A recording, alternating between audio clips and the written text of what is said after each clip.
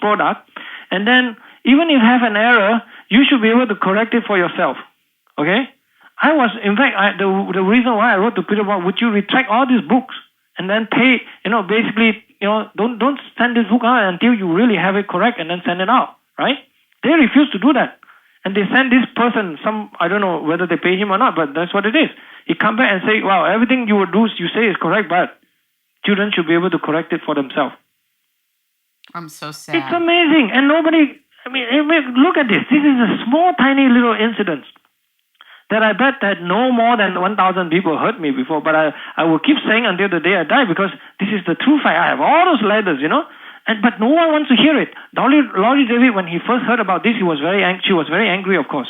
Actually, she did even post something on the Huffington Post saying essentially this is the right-wing conspiracy after her, But it's unbelievable. This is the kind of approach that they are this is their approach towards truth, and then they expect people to stand up and agree with this.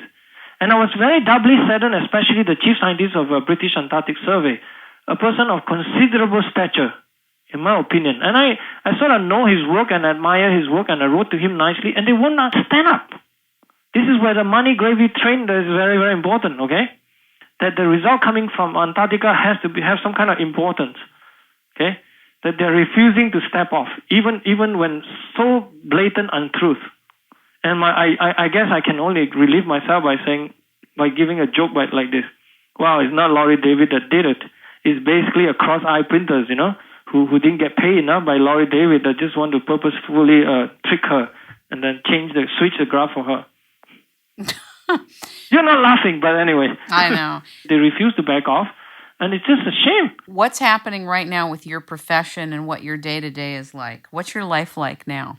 To me, the joy is, of course, to be able to come to work and then sit down at my desk and then start to think about some of the things that I didn't do yesterday and, try to pursue further. I would say that it's a lot of very unpleasurable things, because I'm still very heavily into this research on climate change.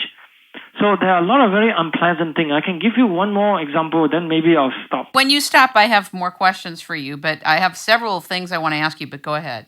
Please do. Unless you don't have questions, then I'll truly stop. Well, that'll never happen, because I have endless questions. Several months ago, myself, David Legates, and then another professor by the name of Sultan Hamid from Stony Brook at New York, I have decided that enough is enough on this issue of CO2 religion, in my opinion, I call it now. And I was trying to say that, well, let's have a proper discussion. Let's scientists take back science, because it's only our duty. I do not believe in any politician, right or left, whatever. I don't believe in anybody, any funding, just scientists standing for science, right? That seems to be a very logical thing to do. Yeah. By the way, I've been doing that quite a lot, of course, in other aspects. I've been doing that for a while. But for this one, I just fed up enough that I say, well, now I'm going to organize a scientific session in American Geophysical Union in San Francisco in December. So I wrote a proposal, right, to say that we will have this session, and then, in fact, I was so excited because I was able to come up with a rather unique and special thing to try to tie it to Galileo in terms of 400 years anniversary of 1609, where he pointed the telescope to heaven. Then everything changes in a lot of ways. And Galileo, as the master of I guess the first few true scientists who give the notion that science is not about claims or even authority, especially his prosecution with the church, right? Yeah. I set him as a very good example. So my title of my session was basically the view from Galileo's window, and then I guess researching the topic, all the processes that are causing climate change in the age of anthropogenic CO2. So trying to make an emphasis that this will be a session that is open to everyone. Science is always open process. We'll have our own invited speakers, and then everybody should submit their abstract to our session. Please join us, so on and so forth, right? But then my emphasis is that this is not about the study about the sun also only. It's about everything else, as I just keep emphasizing to you. I want to be comprehensive, you understand? The sun itself is not sufficient even. So this is why I invited two other co-conveners, which is David Legates and then Sultan Hamid, right? From Stony Brook. David is from University of Delaware. And we had this session, we proposed it, and then the process seems to be normal. At that time, it went through. And then a few months later, we got this happy news. Yes, your session has been accepted, so on and so forth. My God, I was so happy, right? Finally, that I can do such a thing. Then they started to say, okay, you should invite your invited speaker now. So I did invite some very, very good people. I would call them, living and walking God, put it that way, in terms of certain areas they are doing, okay, in applied mathematics and physics and all that stuff, relevant to weather and climate. So I invited all of them. All of them agree, and then except for one, even more senior one, was I have to say, please, Dick, his name is Richard Lindzen. He's the finest thinker that we have on this topic. So I asked him, and then all of them finally will agree to come. A lot of work, of course, I have to ask them to accept this invitation. One even willing to come his way from Greece. This is a master of hydrologist too. This person is so prestigious, done so many great work. So I want them to lead off the session, guide the session in a certain way. So we have papers and so on and so forth. So very fine and well.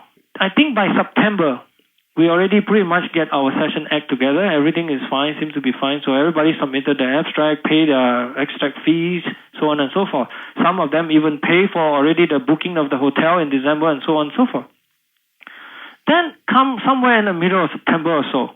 First, I got an email from a friend of mine who's from Duke University. He's also proposing a session, a different session, but it's on the sun, right?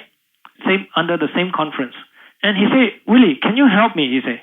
The AGU, the American Geophysical Union, decided to not allow my session because we do not have enough paper. And would you mind if I kind of get all my papers and then some of my paper, in fact, I say all of them agree with my, it fit my team, so I say, okay.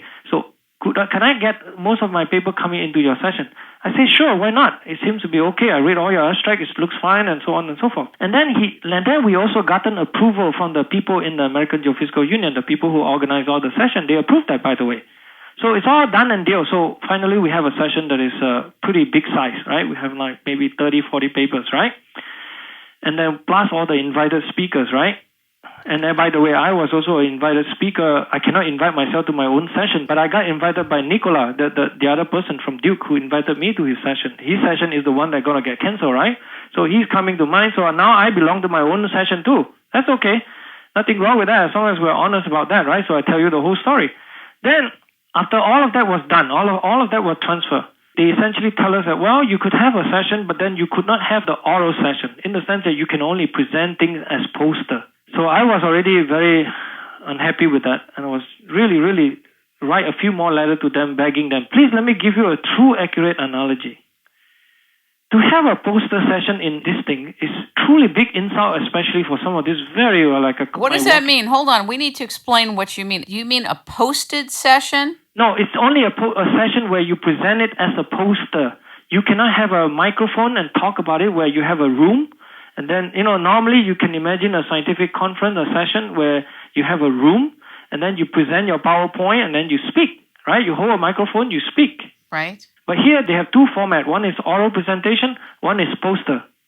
But then they only allow our whole session to be poster, not oral. First of all, that's already insult. If it were to be me, okay, I'm still low-level scientist, but not Einstein. You're basically asking Mr. Einstein to come to your conference, your meeting, and then don't allow him a phone and asking him to please present all your chart and write all your thing down onto a blackboard and put it in the poster, and then you stick it on the wall, and then you stand there and wait for hours for people to come to talk to you. I mean, it's ridiculous, first of all. Who is the AGU? It's American Geophysical Union. It is the world's biggest earth science-related sort of union, okay? And I begged them, they wouldn't budge. And then worse yet, one more week later, they come. Now they come and write this. They say, well, we checked all your papers and they look like there are so many different disparate themes because some people were talking about the sun, some people were talking about the clouds, some people were talking about the flooding, water levels, some people were talking about the Arctic. But remember, that was exactly my theme, right? To be multiple disciplinary, right? Right. And that was written in the language that I wrote for the proposal of the session, which is printed, by the way. And then now they say that, well, your session is so disparate in different theme and you didn't have a theme. So now we're going to create one for you. They basically kill off my whole session, rearrange everything, and we're going to have another session that is just purely on the sun. Why are you answerable to them? Why couldn't you just gather people together? Why are you beholden to any agency? Because this is the place in which you have a forum to have a proper scientific discussion, isn't it? Well, obviously not. No, obviously not. No, what they did is that they basically disbanded my whole thing. After so many months of working this, and then they even cancel basically